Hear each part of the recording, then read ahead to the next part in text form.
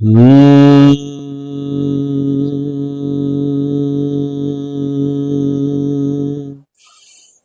आपके अंदर बैठे परमात्मा को मैं नमन करता हूं। शिव और शिवा आप पर अपनी सदैव कृपा बनाए रखें। आइए शुरू करते हैं शिव पुराण की वाहिव संहिता की इस कथा को और जानने का प्रयास करते हैं कि ऋषि मुनि हमें क्या संदेश देना चाहते हैं। पंचाक्षर मंत्र की महिमा, उसमें समस्त वाडम्य की स्थिति, उसकी उपदेश परंपरा, देवी रूपा पंचाक्षर विद्या का ध्यान, उसके समस्त और व्यस्त अक्षरों के ऋषि, छंद, देवता, बीज शक्ति तथा अंग न्यास आदि का विचार। देवी बोले, महेश्वर, दुर्जय, तुलंच एवं कुलशित काली काल में जब सारा संसार धर्म से विमुख हो, पाप में अंधकार से आच्छादित हो जाएगा, वर्ण और आश्रम संबंधी आचार नष्ट हो जाएंगे, धर्म संकट उपस्थित हो जाएगा, सबका अधिकार संदिग्ध, अनिश्चित और विपरीत हो जाएगा, उस समय उपदेश की प्रणाली नष्ट हो जाएगी और गुरु शिष्य की परंपरा भी जाती रहेगी। ऐसी परिस्थिति में आपके भक्त किस उपाय से मुक्त हो सकते हैं? महादेव जी ने कहा, देवी, कली काल में मनुष्य मेरी परम मनोरम पंचाक्षरी विद्या का आश्रय ले भक्ति से भावचित्त होकर संसार बंधन से मुक्त हो सकता है। जो अकथनीय है, अचिंतनीय है, उन मानसिक, वाचिक, शारीरिक दोषों से जो दूषित, कृतज्ञ, निर्दय, छली, लोभी और कुटिल चित्त है, वे मनुष्य भी यदि मुझ में मन लगाकर मेरी पंचाक्षरी विद्या का जप करेंगे, उनके लिए है वह विद्या ही संसार भय से तराने वाली होगी।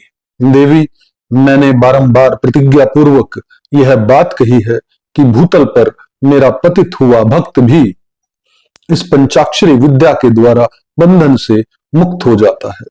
देवी बोली, यदि मनुष्य पतित होकर सर्वथा कर्म करने के योग्य न रह जाए तो उसके द्वारा किया गया कर्म नरक की ही प्राप्ति कराने वाला होता है। ऐसी दशा में पतित मानव इस विद्या द्वारा कैसे मुक्त हो सकता है? महादेव जी ने कहा, सुंदरी, तुमने यह बहुत ठीक बात पूछी है, अब इसका उत्तर सुनो। पहले मैंने इस विषय को गोपनीय समझकर अब तक प्रकट नहीं किया था। यदि पतित मनुष्य मोहवश अन्य मंत्रों के उच्चारण पूर्वक मेरा पूजन कथन करे तो वह निस्संदेह नरकगामी हो सकता है, किंतु पंचाक्षर मंत्र के लिए ऐसा प्रतिबंध नहीं है।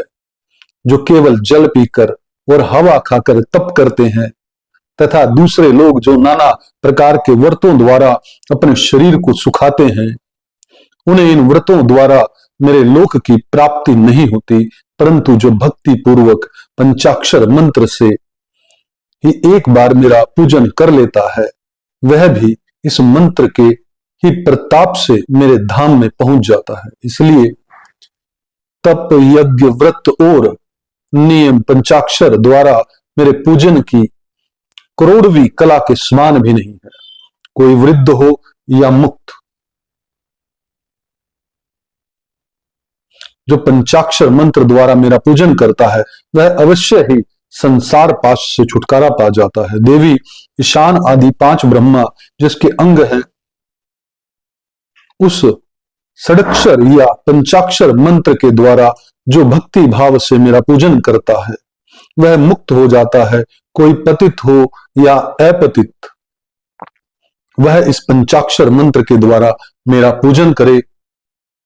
मेरा भक्त पंचाक्षर मंत्र का उपदेश गुस्से से ले चुका हो या नहीं, वह क्रोध को जीतकर इस मंत्र के द्वारा मेरी पूजा किया करे। जिसने मंत्र की दीक्षा नहीं ली है, उसकी अपेक्षा दीक्षा लेने वाला पुरुष कोटि कोटि गुणा अधिक माना गया है। अतः देवी दीक्षा लेकर ही इस मंत्र से मेरा पूजन करना चाहिए। जो इस मंत्र की दीक्षा लेकर मैत्री, मुदिता, करुणा, उपेक्षा आदि गुणों से युक्त तथा ब्रह्मचार्य प्रायण हो भक्ति भाव से मेरा पूजन करता है, वह मेरी समता प्राप्त कर लेता है। इस विषय में अधिक कहने से क्या लाभ। मेरा पंचाक्षर मंत्र में सभी भक्तों का अधिकार है, इसलिए वह श्रेष्ठतर मंत्र है। पंचाक्षर के प्रभाव से ही लोक, वेद, महर्षि, सनातन धर्म, देवता तथा यह संपूर्ण जगत टिके हुए हैं। देवी प्रलय काल आने पर जब चराचर जगत नष्ट हो जाता है और सारा प्रपंच प्रकृति में मिलकर वहीं लीन हो जाता है, तब मैं अकेला ही स्थित रहता हूं, दूसरा कोई कहीं नहीं रहता।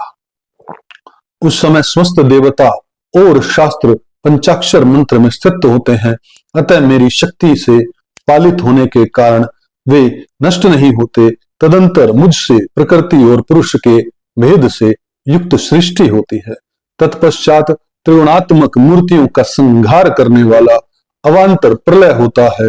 उस प्रलय काल में भगवान नारायण देव माया में शरीर का आश्रय ले जल के भीतर शेष शैया पर शयन करते हैं। उनके नाभि कमल से पंचमुख ब्रह्मा जी का जन्म होता है। ब्रह्मा जी तीनों लोकों की सृष्टि करना चाहते हैं, किंतु कोई सहायक न होने से उसे कर नहीं पाते। तब उन्होंने पहले अमित तेजस्वी 10 महर्षियों की सृष्टि की, जो उनके मानस पुत्र कहे गए हैं। उन पुत्रों की सिद्धि बढ़ाने के लिए पितामह ब्रह्मा ने मुझसे कहा, महादेव महेश्वर, मेरे पुत्रों को शक्ति प्रदान कीजिए। उनके इस प्रकार प्रार्थना करने पर 5 मुख धारण करने वाले मैंने ब्रह्मा जी के प्रति प्रत्येक मुख से एक एक अक्षर से के क्रम से 5 अक्षरों का उपदेश दिया। लोक पितामह ब्रह्मा जी ने भी अपने 5 मुखों द्वारा क्रमशः उन 5 अक्षरों को ग्रहण किया और वाच्य वाचक भाव से मुझ महेश्वर को जाना। मंत्र के प्रयोग को जानकर प्रजापति ने विधिवत उसे सिद्ध किया। तत्पश्चात उन्होंने अपने पुत्रों को यथावत रूप से उस मंत्र का और उसके अर्थ का भी उपदेश दिया। साक्षात लोक पितामह ब्रह्मा से उस मंत्र को पाकर मेरी आराधना की इच्छा रखने वाले उन मुनियों ने उनकी बताई हुई पद्धति से उस मंत्र का जप करते हुए मेरु के रमणीय शिखर पर मुखवान पर्वत के निकट 1 सहस्त्र दिव्य वर्षों तक तीव्र तपस्या की। वे लोक सृष्टि के लिए अत्यंत उत्सुक थे, इसलिए वायु पीकर कठोर तपस्या में लगे रहे। जहां उनकी तपस्या चल रही थी, यह श्रीमान मुखवान पर्वत सदा ही मुझे प्रिय है और मेरे भक्तों के ने निरंतर उसकी रक्षा की है। उन ऋषियों की भक्ति देखकर मैंने तत्काल उन्हें प्रत्यक्ष दर्शन दिया और उन आर्य ऋषियों को पंचाक्षर मंत्र के ऋषि, छंद, देवता, बीज, शक्ति, कीलक, षड्न्यास, दिगंब और विनियोग, इन सब बातों को पूर्ण रूप से ज्ञान कराया। संसार की सृष्टि बढ़े, इसके लिए मैंने उन्हें मंत्र की सारी विधियां बताई। तब वे उस मंत्र के महात्म्य से तपस्या में बहुत बढ़ गए और देवताओं, असुरों और मनुष्यों की सृष्टि का भली भांति विस्तार करने लगे। अब इस उत्तम विद्या पंचाक्षरी के स्वरूप का वर्णन किया जाता है। आदि में नमः पद का प्रयोग करना चाहिए।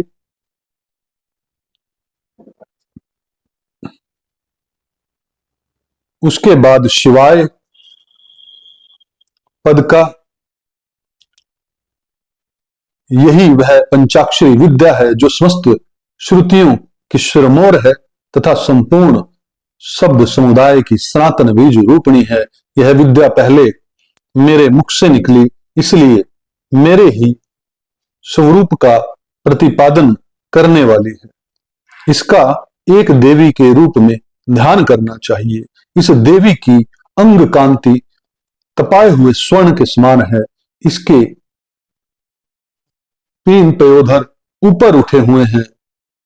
यह 4 भुजाओं और 3 नेत्रों से सुशोभित है। इसके मस्तक पर बाल चंद्रमा का मुकुट है। दोनों हाथों में पद और उत्पल है।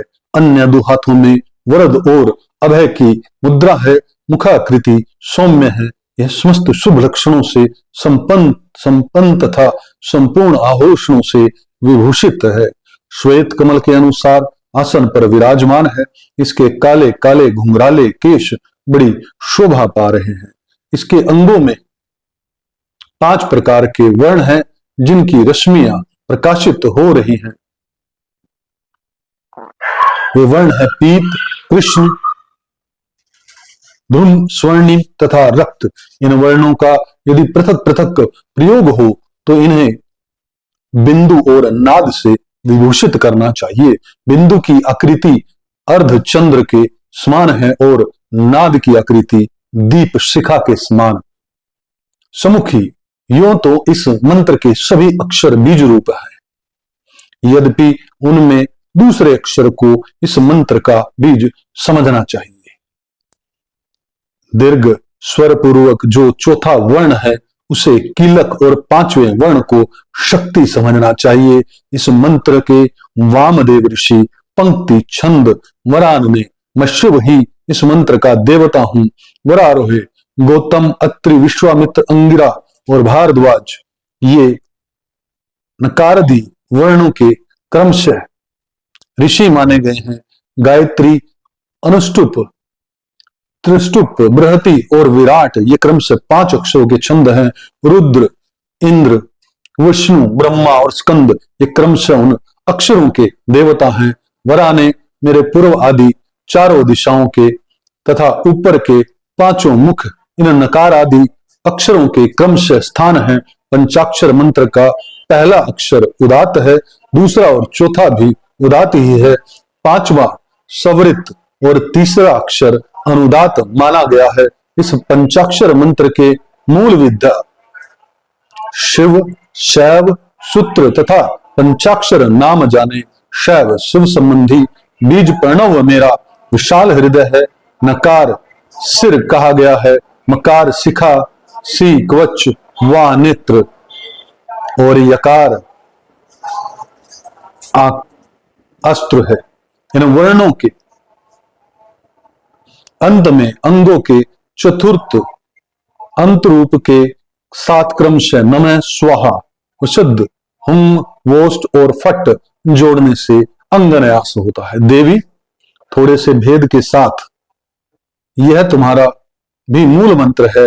यह पंचाक्षर मंत्र में जो 5वां वर्ण यह है उसे 12वें स्वर से विभूषित किया जाता है, अर्थात नमः शिवाय के स्थान पर नमः शिवाय कहने से यह देवी का मूल मंत्र हो जाता है। अतः साधक को चाहिए कि वह इस मंत्र से मन, वाणी और शरीर के भेद से हम दोनों का पूजन, जप और होम आदि करे। मन आदि के भेद से यह पूजन 3 प्रकार का होता है, मानसिक, वाचिक और शारीरिक। देवी जिसकी जैसी समझ हो, जिसे जितना समय मिल सके, जिसकी जैसी बुद्धि, शक्ति, सम्मति, उत्साह एवं योग्यता और प्रीति हो, उसके अनुसार वह शास्त्र विधि से जब कभी, जहां कभी अथवा जिस किसी भी साधन द्वारा मेरी पूजा कर सकता है। उसकी की हुई वह पूजा उसे अवश्य मोक्ष की प्राप्ति करा देगी। सुंदरी, मुझमें मन लगाकर जो कुछ कम या वयुक्त कर्म से किया जाता है, किया गया हो, वह कल्याणकारी और मुझे प्रिय होता है। यद्यपि जो मेरे भक्त हैं, कर्म करने से अत्यंत विवश असमर्थ नहीं हो गए, उनके लिए सब शास्त्रों में मैंने ही नियम बनाया है। उस नियम का उन्हें पालन करना चाहिए। अब मैं पहले मंत्र की दीक्षा लेने का शुभ विधान बता रहा हूं, जिसके बिना मंत्र जप निष्फल होता है, जिसके होने से जप कर्म अवश्य सफल होता है। यह कथा यहीं पर समाप्त होती है। मुझे पूर्ण विश्वास है कि इस कथा में आपको कुछ शुभ सीखने को मिलेगा। बार बार इस कथा को अवश्य सुने। आप पर शिव और शिवा की कृपा सदैव बनी रहे। आपके अंदर बैठे परमात्मा को मैं नमन करता हूं।